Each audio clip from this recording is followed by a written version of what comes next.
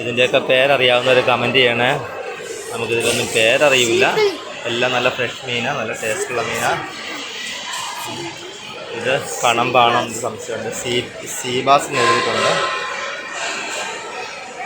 ഇതിൻ്റെ വില 1 kg 48 ദിറവാണ്. 48 ദിറവ എന്ന് പറയുമ്പോൾ 48 × 23 അത്രയും രൂപയാവും.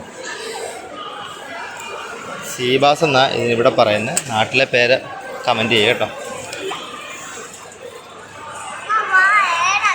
ഇത് തിലോപ്പിയ. ഇതിനിവിടെ 11 ദിറവാണ്. 11 dirham, 11 × 23 rupees.